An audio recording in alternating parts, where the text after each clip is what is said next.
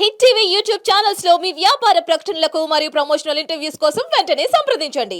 గురువుగారు ఈ మధ్య కాలంలో మూవీ వచ్చిన తర్వాతనే అనుకోవచ్చు, కల్కి మూవీ వచ్చిన తర్వాతనే అసలు ఎప్పుడొస్తారు కల్కి అనేవారు. ఆల్రెడీ కల్కి అవతారం అనేది వచ్చేసింది అని కొంతమంది అంటారు, కొంతమంది కల్కి అనేది ఇంకా రాలేదు అంటారు. అసలు ఎప్పుడు వస్తారు ఈ భూమిపైకి, ఎన్ని వేల సంవత్సరాలకి వచ్చే అవకాశం ఉంటుంది, అసలు ఎప్పుడు అంటే ఏ సందర్భంలో కల్కి వచ్చే అవకాశం ఉంటుంది? చాలా సుదీర్ఘమైన సమాధానం ఉంది దీనికి. చెప్పండి, పర్లేదు. ఇచ్చామీన విహార కచ్చప మహాపోత్రిణ్యదృచ్ఛారే రక్షావామన రోష రామ కరుణా కాకుస్త్ హేలాహలిన్ క్రీడావల్లవ కల్కవాహన దశ కల్కిన్నితి ప్రత్యహం జల్పంత పురుషాః పునంతి భువనం పుణ్యౌఘపణ్యాః. దశావతారాలలో కల్కి అవతారం కలియుగానికి వస్తుంది. ఇది పురాణ వాక్యం. వచ్చింది అనేది సత్యం కాదు, సత్యదూరమైన విషయం. అయితే కలికి స్మరణ గొప్పది, దానివల్ల పాపనాశనం, పుణ్యప్రదం. కలికి భగవాన్, కలికి అనే భగవంతుడు, కలికి అనే అవతారము, ఒక్కొక్క అవతారానికి ఒక్కొక్క ప్రత్యేకత ఉంది.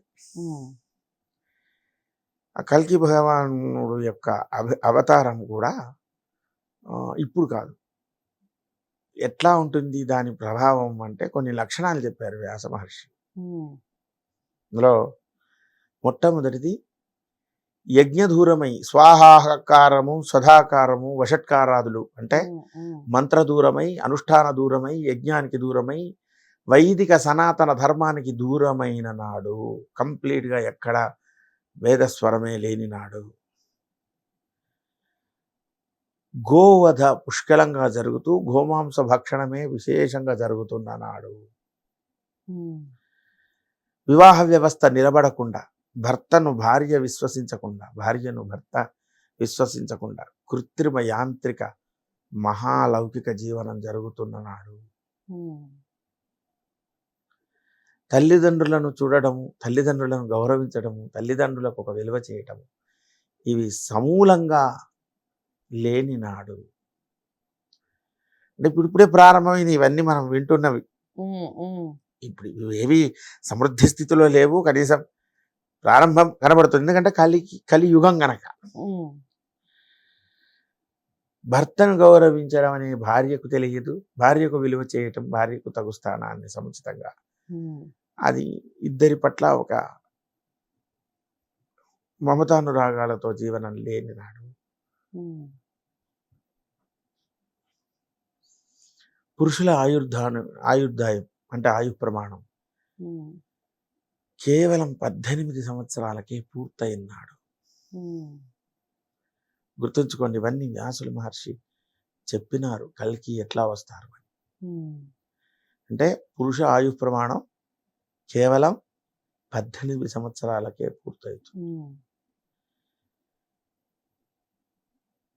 చెప్పొచ్చో లేదో, స్త్రీలు సంపూర్ణంగా కేశాలు విడిచిపెట్టి జడ మొదలు అలవాటే బంధని చేసుకొని విచ్ఛిన్నమైన స్వతంత్ర స్వభావంతో అంతర విభేదాలు, అంతర విచక్షణం లేకుండా పూర్తిగా ప్రవర్తించిన నాడు. ఒకటి కాదు, ఇలాంటి విపత్కర పరిస్థితులన్నీ ఎక్కువైతే వీటన్నిటినీ భూమాదేవి భరించడానికి కూడా కష్టం కదా.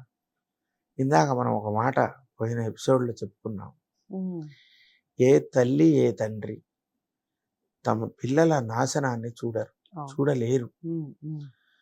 అలా చూడని, ఎందుకంటే వాళ్ళు నాశనం అవుతూ వాళ్ళ చుట్టూ ఉన్నటువంటి ప్రపంచాన్ని ఇబ్బంది పెడుతున్నప్పుడు తండ్రి అయినా ఖచ్చితంగా నిర్ణయం తీసుకోవాల్సి వస్తుంది. అలా చంబల్ అని మనం ఇప్పుడు అంటున్నాం, ఆ ప్రాంతానికి దగ్గర శంబళ అనేటువంటి ప్రాంతం అని చెప్తున్నారు. సుమారు అక్కడ ఉండవచ్చు, నిర్ధారణ కాదు. శంబళ అనే స్థలంలో, ఆ గ్రామంలో మహావిష్ణువు విష్ణు యశుడు అనేటువంటి బ్రాహ్మణ కుటుంబంలో ఈ భగవానుడు అవతరిస్తారు. భగవానుడి అవతారం ఏ యుగంలోనైనా పరమార్థం ఒకటే, శిష్ట పరిరక్షణ, దుష్ట శిక్షణ. అదే పరమ లక్ష్యంతో ఆ విష్ణు యశుడి కుమారుడిగా అవతరించిన కలికి శ్వేతాశ్వం, తెల్లని అశ్వంతో ప్రపంచాన్ని చుట్టగలిగేటువంటి శక్తి సామర్థ్యాలు కలిగిన తెల్లని అశ్వం మీద కాషాయం రంగు జెండా పట్టుకుని, ఒక చేత ఖడ్గాన్ని పట్టుకొని, కేవలం ధర్మ వ్యవహారంగా ఉన్నవాళ్ళు, సత్యనిష్ట కలిగిన వాడు, భగవద్ భక్తి కలిగిన వాడు, సనాతన విలువలు తెలిసినవాడు, వ్యక్తిత్వం గొప్పగా ఉండి కుటుంబ వ్యవస్థ నిర్వహించుకునేవాళ్ళు, ఉత్తమ రాజపాలకులు, దేశపాలకులు, ఇలాంటి వీళ్లను తప్ప యోగ్యత లేకుండా రాజ్యాలను పాలిస్తున్న రాజులను మొదలుకొని చిన్న తప్పు వరకు ఎవరున్నా వాళ్ళందరినీ ఖడ్గంతో సంహారం చేస్తూ విశ్వమంతా తిరుగుతారు. ఆ కలికి పూర్ణ ప్రవేశం ఈ కలియుగానికి అంత్యదశ. ఆ అవతారం పూర్తి అవ్వడం, మహాసముద్రం మొత్తం సృష్టిని ఆవహించి పూర్తిగా మొత్తం సృష్టి అంతా జలమయం అవుతుంది. మళ్ళీ కృతయుగం ప్రారంభం అవుతుంది. అది కలికి యొక్క అవతార స్వరూపం. ఇప్పుడు ఈయన కలికి, ఆయన కలికి, ఈయన కలికి, ఇదంతా ఆకలికి. ఆకలికి బాగా చెప్పారు. కలికి ఇప్పుడు రారు. వారు వచ్చే స్థితి ఇందాక మనం చెప్పుకున్నామే, ఆ 7-8 లక్షణాలు. అలాంటి వీలైనంత వరకు, అందుకే మనకు పెద్దలు చెప్తారు, ఎక్కడ వేద ఘోష వినబడ్డా ఒక క్షణం నిలబడు, కుదిరితే వెళ్ళు, పాద ప్రక్షాళన చేసుకో, వాళ్ళ దగ్గరికి వెళ్ళు, ఆ నిమిషం ఆ వేదాన్ని చక్కగా విను. మనకి తెలియంది కదా, మనకు అర్థం కాదు కదా, కాబట్టి మనం వినలేం. ఏమి అర్థం కావట్లేదని డాక్టర్ గారు ఇచ్చే మందులు వాడట్లే, అర్థం కావట్లేదని మంచి మంచి ఎక్కడెక్కడికో పోతున్నాం, వాడు ఏం వేస్తున్నాడో తెలియదు, మంచి డెలీషియస్ ఫుడ్ తినట్లే. అర్థం కావట్లేదని అరబిక్ మ్యూజిక్ వినట్లే. అర్థం కావట్లేదని దీన్ని ఎందుకు ఆపుతున్నావు? ఇది ఆత్మకు ఆహ్లాదాన్ని కలిగించే మహత్తరమైన ధ్వని. ఎక్కడ యజ్ఞం జరుగుతుందో అక్కడికి వీలైతే వెళ్ళు, ఆ యజ్ఞాన్ని సేవించు. ఆ యజ్ఞం ద్వారా వచ్చేటువంటి ధూమం, యజ్ఞం ద్వారా వచ్చేటువంటి స్వర శబ్దం విలక్షణం. ఇది మన ఆత్మోజ్జీవన హేతు. ఆత్మ పరికరం గంభీరంగా తయారవుతుంది. దానివల్ల సాధకమైన శరీరం స్థిరమై ఉంటుంది, గొప్పగా ఉంటుంది. అలా యజ్ఞాన్ని సేవించు. తర్వాత గోవును సేవించు. సేవించాల్సిన ఇక గొప్పనైనటువంటి ఈ కలియుగంలో సమస్త దేవతా స్వరూపము గోవు. ప్రవామంగేషు తిష్టంతి భువనాని చతుర్దశ యస్మాత్ తస్మాత్ ప్రధానేన. మనం గోదానాన్ని చెప్తాం పెళ్ళిళ్ళలో, ఏదో కానివ్వండి, అన్ని చోట్ల చెప్తారు గోదానాన్ని, ఇక్కడ అక్కడ అనేది ఏం లేదు. కానీ అదేదో అయ్యగారు చెప్పుకోవాలి, మనము అనాలి, అయిపోవాలి అంటే అయిపోతుందా? అలా కాకుండా వీలైతే నానబెట్టిన శనగలు, గోవుకు ఏది ప్రీతికరంగా తీసుకుంటుందో ఆ గోవుకు కావలసిన ద్రవ్యాలు, ఒక్కొక్క రోజు ఒక్కొక్క ద్రవ్యానికి ఒక్కొక్క ప్రత్యేకత ఉందమ్మా. మనం సందర్భంలో ఎప్పుడైనా భగవంతుడు అనుగ్రహిస్తే ఏ రోజు గోవుకు ఏ ద్రవ్యం పెట్టాలి అనేది కూడా మనం ప్రత్యేకంగా ఒక ఎపిసోడ్ చేద్దాం. ఆ గోవుని సేవించడం, వివాహ వ్యవస్థ అసలు ఇది యాంత్రిక జీవనం అయిపోయింది. పెళ్ళి కూడా ఏదో చేయించేవాడి డాంబికం, వచ్చేవాళ్ళు ఇలా ఓ 2 నిమిషాలు ఇక్కడ వేయటం, ఇలా ఓ 2 నిమిషాలు ఇక్కడ వేయటం, వెళ్ళిపోవటం. వివాహ వ్యవస్థ అనేది అద్భుతమైనటువంటిది, భారతీయ వివాహ వ్యవస్థ. దీన్ని కాపాడుకోవాలి. ఏదైనా కాపాడుకుంటేనే ఉంటుంది, లేకపోతే ఏముంటుంది? అంతే కదా, ఏదైనా కాపాడుకుంటేనే ఉంటుంది. అలాగే అమ్మా నాయన, తల్లిదండ్రి, నమాతు పరదైవతం అంటుంది శాస్త్రం కూడా.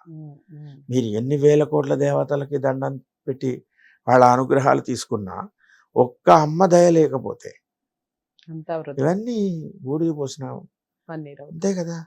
అందుకని తల్లిదండ్రి వాళ్ళిద్దరూ మనం బ్రతుకున్నంత వరకు వీలైతే వాహనం చేసి వాడుకోగలిగితే జన్మకి అది పూర్ణమైనటువంటి లక్షణం. అలా తల్లిదండ్రి ఇతర స్త్రీలను ఎవరిని చూసినా హృదయంలో కానీ మనస్సులో కానీ అంతఃకరణంలో కానీ ఒక పవిత్రమైనటువంటి భావన మాత్రమే రావాలి. అలా ప్రపంచాన్ని చూడగలిగితే పర్వాలేదు. కలి ప్రవేశ భయం మనకు అవసరం లేదు. ఓ 100 జన్మలు ఎత్తాల్సి వస్తుంది, ఆ అవసరమే లేదు. అలా పూర్ణమైనటువంటి లక్షణాలతో మనం జాగ్రత్తగా ఉన్న చాలు. ఇవేవి మనల్ని భయాన్ని పెట్టవు. ఎందుకంటే పడవ ఎంత పెద్ద సముద్రంలో, మన పెద్ద నీళ్ళల్లో పడవ ఉండాలి. ఎందుకంటే పడవ ఇసుకలో వేస్తే నడుస్తుందా? ప్రమాదం ఎప్పుడు వస్తుంది? పడవలోకి నీళ్లు రాకుండా ఉంటే చాలు, అది వస్తే ప్రమాదం. ఈ కలికి భయం అవసరం లేదు. ఆయన మనం భయపెట్టడానికి కాదు. పోలీసు వారి సైరను మనం ఎందుకు భయపడతామండి? ఎవరు ధర్మద్రోహులో, ఎవరు సత్యదూరాలో, ఎవరు జనానికి విఘాతాలు కలిగిస్తారో వాళ్ళకి భయపడాలి. మనం భయపడాల్సిన అవసరం లేదు. మనం ఏం చేస్తాం? స్వామి శరణాగతి చేస్తాం. మమ్మల్ని రక్షించడానికి మరొకసారి నీ స్వరూప నిర్ధారణ చేసుకున్నావా స్వామి అని సంతోషపడాల్సిందే. మనకు అటువంటి భావాలు లేవు, అటువంటి భయాలు రావు. మనల్ని స్వామి రక్షించేవాడే తప్ప శిక్షించేవాడు కాదు. కల్కి అనే అవతారం అసలు ఎప్పుడు వస్తుంది, ఎలా వస్తుంది, దాని రూపం ఏ విధంగా ఉంటుంది, దాన్ని అసలు మనం చూడగలమా అంటే ఖచ్చితంగా చూడలేము అనేది నాకు అనిపిస్తుంది. ఏదేమైనప్పటికీ అవతారం ఏ విధంగా ఉంటుంది, దాని ముందు జరిగే పరిణామాలు ఏమిటి, ఈ విషయాలన్నీ కూడా ఈ వీడియో ద్వారా తెలుసుకున్నాం. అందరికీ యూస్ఫుల్ వీడియో. చాలా మంది ప్రశ్నలకి, చాలా మందికి ఎన్నో రకాలైన డౌట్స్ ఉంటాయి. అన్నిటికీ ఒక సొల్యూషనే ఈ వీడియో అని చెప్పొచ్చు. ఈ కల్కి అవతార స్మరణ కూడా ఒకవేళ మనకి తెలియకుండా ఏదైనా దోషం చేసినా తెలియని సమయంలో ఆ దోషాలు పాపాలు కూడా పోయి ఈ స్మరణ వల్ల సమస్త విధ శుభాలు జరుగుతాయని పురాణకారుల వచనం. సో సర్వే జన సుఖినో భవంతండి. ముందు అందరూ సుఖంగా సంతోషంగా ఉండాలి, అప్పుడు ఈ భయాలు ఏమీ ఉండవు. సో మీ అందరికీ వీడియో నచ్చిందని అనుకుంటున్నాను. నచ్చితే తప్పకుండా లైక్ చేసి షేర్ చేయండి, ఛానల్ని సబ్స్క్రైబ్ చేసుకోండి. గురువు గారిని కలవాలి అనుకుంటే స్క్రీన్ మీద కనపడే నెంబర్కి కాల్ చేయండి. మరో మంచి వీడియోతో, మరో మంచి ధర్మ సందేహంతో మేము ముందుకు వస్తాను. నమస్తే.